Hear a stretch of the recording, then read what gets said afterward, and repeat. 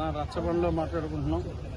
గత నెల రోజులుగా మనం అందరం రెగ్యులర్గా కలుస్తున్నాం, మాట్లాడుకుంటున్నాం రచ్చబండల్లో.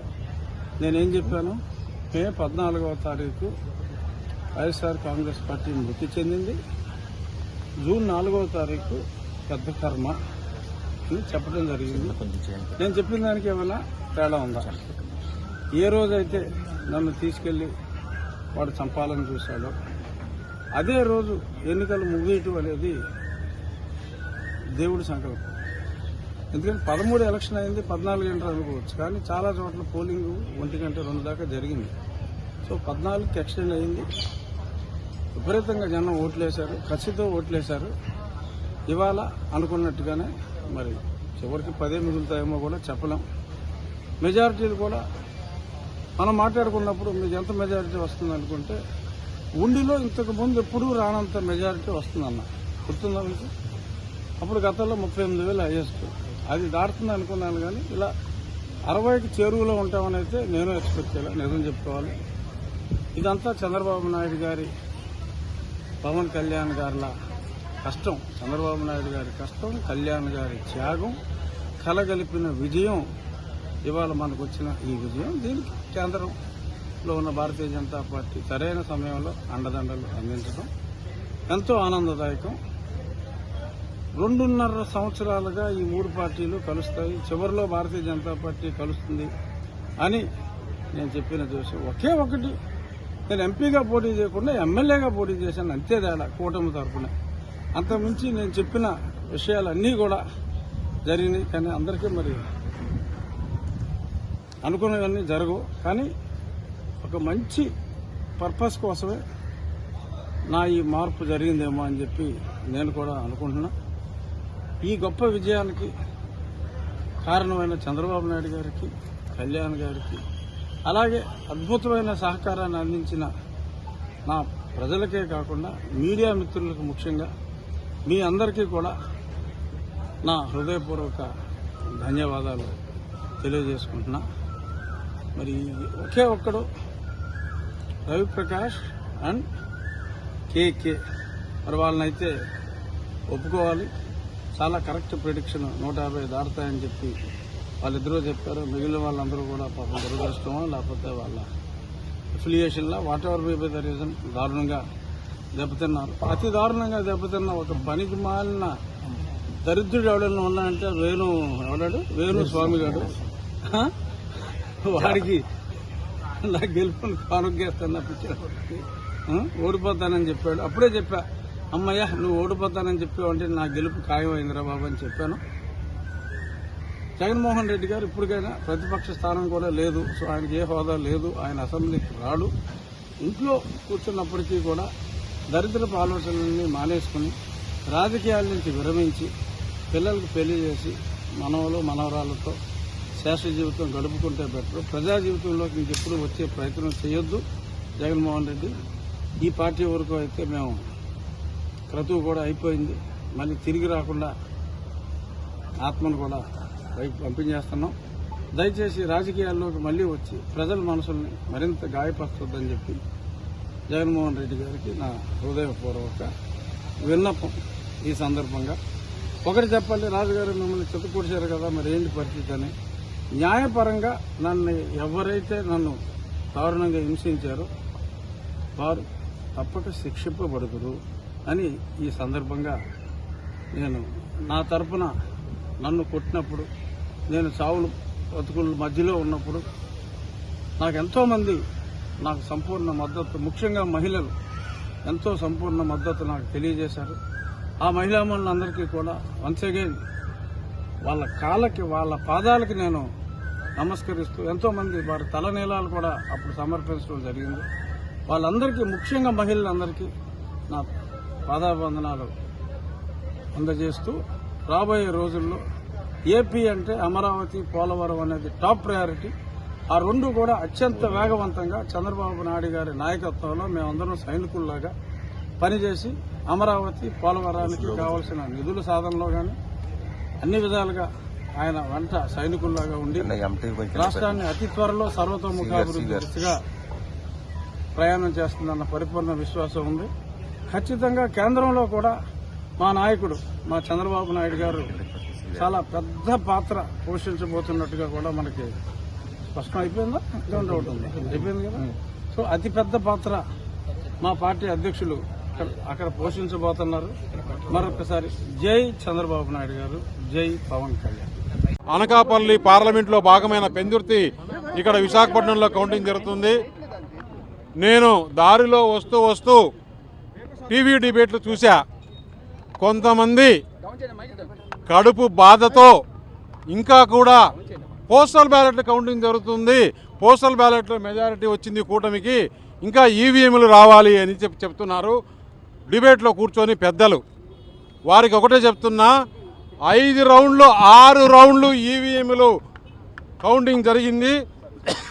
ఇంకా పోస్టల్ బ్యాలెట్లు కంప్లీట్ కాలా. పోస్టల్ బ్యాలెట్లు సైమల్టేనియస్గా జరుగుతోంది. ఈవీఎంలో ఆంధ్రప్రదేశ్ ప్రజలు జగన్మోహన్ రెడ్డి ప్రభుత్వం పైన ఎంత కసి, కోపం, బాధ అన్నీ చూపించారో మనం చూసాం. ఇంకన్నా ఛానల్స్ మీ విధానాలు మార్చుకోండి. మీకు కూడా ఇది ఒక గుణపాఠం. ఛానల్స్ ప్రజలు ప్రభుత్వం ఏమి చేస్తున్నారు, ప్రభుత్వం ఎలా ఉంది అని చెప్పాల్సిన బాధ్యత. ఇప్పుడు ఇంకా కూడా ఈవీఎంలు కౌంట్ చేయలేదు. ఓన్లీ పోస్టల్ బ్యాలెట్స్లో కూటమికి వస్తాయని. అయ్యా బాబు, మీకు చెప్తున్నా, ఇప్పుడైనా మీ మనసు మార్చుకోండి, ఇప్పటి నుంచైనా మీ బుద్ధి మార్చుకోండి. ఆంధ్రప్రదేశ్ ప్రజలకు ఏ విధంగా మేలు జరుగుతుందో చూడండి అని చెప్తున్నా. నేను ఒకటే చెప్తున్నా, పవన్ కళ్యాణ్ కన్నా, జనసేన కన్నా జగన్మోహన్ రెడ్డికి ఎక్కువ సీట్లు రావు అని చెప్తున్నా. నేను ముందు నుంచి చెప్తున్నా, ఇప్పుడు చెప్తున్నా. ఇది ఒక తుఫాను కాదు. నిన్న చెప్పా, జగన్మోహన్ రెడ్డి నిన్న విజయవాడలో కనకదుర్గమ్మ గారు దర్శనం చేసుకొని మీడియా వాళ్ళు అడిగితే చెప్పా, వై నాట్ 175 ఉన్నారు కదా, మీరు అటు అక్షరం తీసేసుకుంటారా, ఇటు అక్షరం తీసేసుకుంటారా అని చెప్పా. వాళ్ళు ఆ రోజు ఇన్లా. ఈరోజు ఏమైంది? 17 కన్నా ఎక్కువ వచ్చే పరిస్థితి వైసీపీకి లేదంటే ఆంధ్రప్రదేశ్కు ఎంత అన్యాయం చేశారో. అందరికీ నమస్కారం. ఈరోజు లోక్సభ ఎన్నికలకి అలాగే ఆంధ్రప్రదేశ్ రాష్ట్ర అసెంబ్లీ ఎన్నికల ఫలితాలు వెలువడుతున్నాయి. ఇప్పటి వరకు ఉన్నటువంటి ట్రెండ్స్ని చూస్తే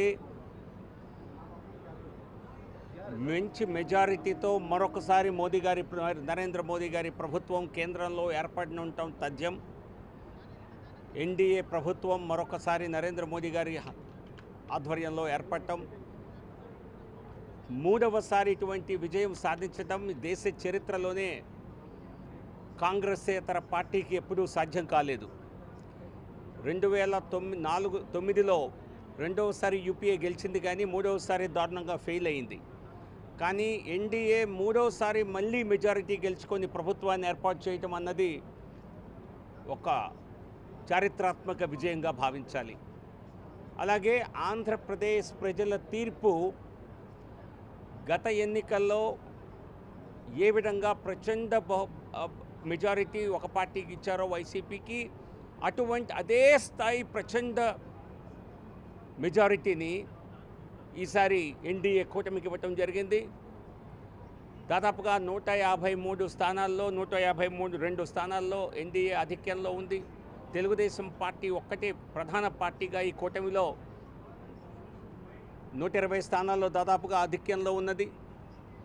భారతీయ జనతా పార్టీ 10 స్థానాల్లో పోటీ చేసి 6 అసెంబ్లీ స్థానాల్లో ఆధిక్యంలో ఉన్నది ఇప్పటికి ఉన్నటువంటి అంచనాల ప్రకారం. అలాగే పార్లమెంటు 6 స్థానాల్లో 3 స్థానాల్లో బీజేపీ ఆధిక్యంలో ఉన్నది. ఖచ్చితంగా 4-5 స్థానాలు గెలుస్తామన్న నమ్మకం మాకున్నది. సో ఆంధ్రప్రదేశ్ ప్రజలకి కూటమికి, ఎన్డీఏ కూటమికి, టీడీపీ ప్రధాన పార్టీ అయినటువంటి కూటమికి ఆంధ్రప్రదేశ్లో బంపర్ మెజారిటీ ఇచ్చినందుకు దానిలో ఎటువంటి అస్పష్టత లేదు.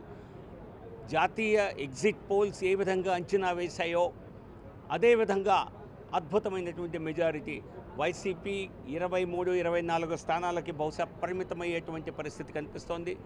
అలాగే ఎగ్జిట్ పోల్స్ అంచనా వేసినట్టుగానే 4-5 పార్లమెంటు స్థానాల లోపే వైసీపీ పరిమితం కాబోతోంది. ఆంధ్రప్రదేశ్ ప్రజల తీర్పు అన్నది దేశవ్యాప్తంగా ఈరోజు చర్చనీయాంశం కానుంది. గతంలో తమిళనాడులో ఇటువంటి ఫలితాలు చూసేవాళ్ళం. గెలిచే పార్టీకి పూర్తి స్థాయి మెజారిటీ ఇవ్వటం, ప్రజా వ్యతిరేకత ఉన్న పార్టీలని పూర్తిగా మరి వారి పట్ల వ్యతిరేకత చూపి ప్రదర్శించడం అన్నది తమిళనాడులో ఒకప్పుడు జరిగేది. ఇప్పుడు ఆంధ్రప్రదేశ్ కూడా అదే తరహాలో ఈసారి వైసీపీ వ్యతిరేక ఓటు, అలాగే ఎన్డీఏ అనుకూల ఓటు రెండు కలిసి అత్యద్భుత మెజారిటీ ఇచ్చాయి. సో ఇది రాష్ట్ర చరిత్రలో ఖచ్చితంగా ఇది కూడా ఒక చారిత్రాత్మకమైనటువంటి తీర్పుగా నిలవనుంది. రాష్ట్రంలో రాక్షస సంహారం జరిగిపోయింది. దేవతలు, మునులు, దేవుళ్ళు అందరూ ఒకటి అయిపోయినారు ప్రజల రూపంలో. మేము ఊహించిన దానికంటే మెజారిటీ సీట్లు ఇచ్చారు. నెల్లూరు 10 వస్తాయని చెప్పేసి మొదటి నుంచి చెప్తేనేమో 10 వచ్చేసేసినాయి. అట్లే రాష్ట్రంలో 135 నుంచి 150 అట్లా వస్తాయని ఎక్స్పెక్ట్ చేసాం. ఇప్పుడు 160 దాటిపోతున్నాయి. అంటే దాన్ని బట్టి ఈ 5 ఏళ్ళు ప్రజలు పడిన బాధ, ఓటుని కత్తులతో నరికినట్టుగా ఓటు రూపంలో ఈ ప్రభుత్వాన్ని నరికేశారు. రాష్ట్రాన్ని సర్వనాశనం చేసేసాడు జగన్మోహన్ రెడ్డి. ఒక్క ఛాన్స్ అన్నదానికి నరకం చూపించాడు ప్రజలకి. రాష్ట్రాన్ని గాడిలో పెట్టగలిగిన సమర్థత చంద్రబాబు నాయుడు గారికి ఉంది. అందుకే పవన్ కళ్యాణ్ గారి లాంటి నిజాయితీ పరుడు గుండెల్లో నుంచి ఆయన ఏం మాట్లాడినా మనసులోంచి వస్తుంది. అందుకని ఒకే మాట చెప్పేటప్పుడు బాబు గారిని రాజమండ్రి జైల్లో చూసిన తర్వాత, నాకు పదవులు ముఖ్యం కాదు, ఈ రాష్ట్ర భవిష్యత్, బిడ్డల భవిష్యత్ కాపాడాలంటే జగన్మోహన్ రెడ్డిని ఓడించాలా అని చెప్పి ఒక మాట చెప్పాడు. అదే ఈరోజు జరిగింది. అక్కడ కేంద్రంలో ఎన్డీఏ వస్తుంది, ఇక్కడ కూటమి అధికారంలోకి వస్తుంది. ఈ రాష్ట్రానికి గాడిన పెట్టే బాధ్యత ముఖ్యమంత్రి బాబు గారి మీద, కూటమి మీద, అందరి మీద ఉంది. డెఫినెట్గా రాష్ట్రానికి మంచి భవిష్యత్తు వచ్చింది. కనీసం రాజధాని లేదో చెప్పుకునే పరిస్థితి ఆంధ్ర వాళ్ళకి ఈరోజు వచ్చింది. పవన్ కళ్యాణ్ గారు మరి రాష్ట్రంలో ఓటు చేయకూడదని చంద్రబాబు నాయుడు గారు పవన్ కళ్యాణ్ గారి యొక్క ప్రయాణంలో రాష్ట్ర ప్రజలందరూ కూడా ఓటు చేయకూడదని ఒక ఆలోచనతో ఈరోజు కూటమిని భారీ మెజార్టీ సుమారు 130 సీట్లు పైచీలకు ఇప్పుడు వరకు 6వ రౌండ్ 7వ రౌండ్ నడుస్తుంది.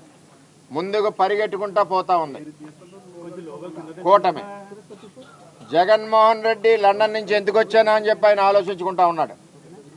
నేను ఒకటే తెలియజేస్తున్నా, పిఠాపురం నియోజకవర్గ ఎమ్మెల్యే అభ్యర్థి పవన్ కళ్యాణ్ గారిని, జనసేన పార్టీ అధ్యక్షుడిని భారీ మెజార్టీ అంటే 5 రౌండ్లు అయినాయి, 6వ రౌండ్ సర్టిఫై చేస్తున్నారు. 24,930 ఓట్లు మెజార్టీ. అది గబ్బర్ సింగ్ అంటే ఆ విధంగా ఎలక్షన్ అయింది. ఇది 70-80కు పోయినా ఆశ్చర్యపోక్కర్లేదు. ఎక్కడ పోతుందో తెలియట్లేదు, భయోమని పోతా ఉంది. ఎక్కడికెక్కడ ఏ రౌండ్ చూసినా 2,000, 3,000, 4,000, 5,000 ఆ విధంగా పరిగెడతా ఉంది. ఇంకా సొంత గ్రామాలు ఉన్నాయి, ఇంకా ఎక్కువ మెజార్టీ వస్తుంది. అసలు పవన్ కళ్యాణ్ దెబ్బ ఏంటో పిఠాపురాన్ని జగన్మోహన్ రెడ్డి చెంప చెల్లుమనిలా చూపించాం. మద్యం పోసాడు, ఓటికి 3,000 నుంచి 5,000 ఇచ్చాడు. మరి వచ్చి ఇక్కడ అభ్యర్థి చేత గ్లిజరిన్ పెట్టి ఏడిపించి చుట్టూ తిప్పాడు. ఈయన నవ్వుకుంటా ఎన్ని కుయ్యెక్తులు వేసినా, ఎన్ని కుట్రలు చేసినా కూటమి అభ్యర్థి పవన్ కళ్యాణ్ గారిని ఈరోజు భారీ మెజార్టీతో మేము పిఠాపురంలో Telugu Desam party, Janasena party, BJP party మరి గెలిపించి ఈవేళ అత్తారింటికి పంపిస్తున్నాం. ఆయన సినిమా స్టైల్లో చెప్తున్నా, అత్తారింటికి దారేదంటే అమరావతి అసెంబ్లీ. ఆల్రెడీ బయలుదేరుతూనే ఉన్నాడు. టచ్ చెయ్యి చూడాలన్నాడు జగన్మోహన్ రెడ్డి. రా దమ్ముంటే నీవు పులివెందుల్లోనే నువ్వు 4,000తో ఉన్నావు, 5,000తోటో. అంచేత ఎట్టి పరిస్థితుల్లోనూ కూడా మరి జనసేన పార్టీ అధ్యక్షులు పవన్ కళ్యాణ్ గారు పిఠాపురంలో 70-80 వేలు పైచీలకు 1,00,000 వరకు మెజార్టీతో వస్తారని, మరి ఈరోజు ఏదైతే కూటమి ఉందో అధికారంలో ఉంటుందని, సుమారు 160-170 సీట్లు వస్తాయని, జగన్మోహన్ రెడ్డికి తెలుగుదేశం కొండ వేయడానికి సిద్ధంగా ఉన్నాం, పార్టీలోకి వస్తాయని చెప్పి తెలియజేస్తున్నాం. ఇప్పుడు ఆపరేషన్ లేకుండానే మోకాళ్లకు ప్లాస్మా ట్రీట్మెంట్. మీ ఆర్థోపెడిక్ సమస్యలన్నిటికీ రోబోటిక్ టెక్నాలజీ ద్వారా తక్కువ ఖర్చుతో శాశ్వత పరిష్కారం. Free consultation. ప్రతి ట్రీట్మెంట్ పై 20% డిస్కౌంట్. ఈ ఆఫర్ కొద్ది రోజులు మాత్రమే. త్వరపడండి. V9 hospitals 9281465842.